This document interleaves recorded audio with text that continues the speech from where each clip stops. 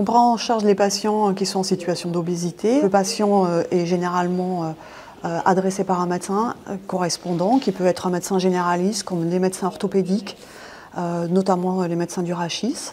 Et puis plus récemment avec les médecins de chirurgie bariatrique. On fait d'abord une première évaluation en équipe pluridisciplinaire.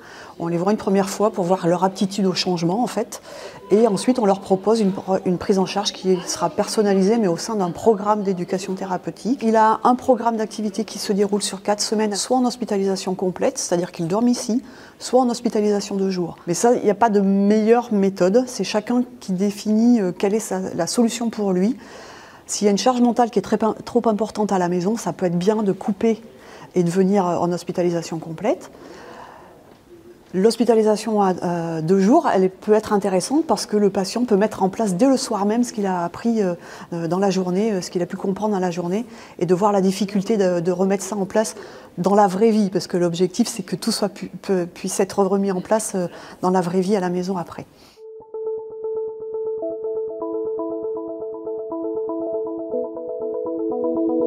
On va travailler sur les différents axes, les 3 axes principaux qui est l'alimentation, qui est l'activité physique et le côté psychologique de l'obésité. On travaille sur la faim émotionnelle, sur le ressenti, essentiellement sur les sensations et l'expérimentation personnelle. Il y a des activités physiques qui se font tous les jours, il y a 3 séances d'activité physique par jour, notamment de la marche, une activité d'aquagym, et puis après des activités de salle ou des activités plus ludiques pour que le patient puisse se rendre compte que l'activité physique, ce n'est pas que de l'activité sportive et que ça peut être mis en place à la maison de façon plus facile.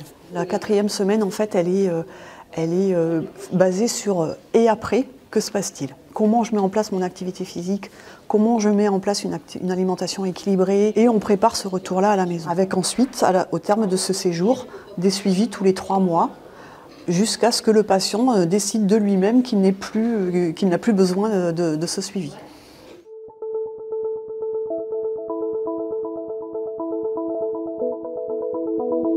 C'est une prise en charge qui est pluridisciplinaire sur le mode de l'éducation thérapeutique. Ça s'articule autour d'un programme avec une diététicienne bien évidemment, un professeur d'activité physique adaptée et une infirmière d'éducation thérapeutique, une psychomotricienne, le médecin, et puis la psychologue. On ne met pas à nos patients des objectifs médicaux. Le médecin il peut avoir un pourcentage en disant moi je veux que vous rentriez dans un IMC qui soit correct, mais ça va être un objectif qui va être beaucoup trop important et qui ne sera pas intéressant pour le patient. Donc il faut que ça parte de lui.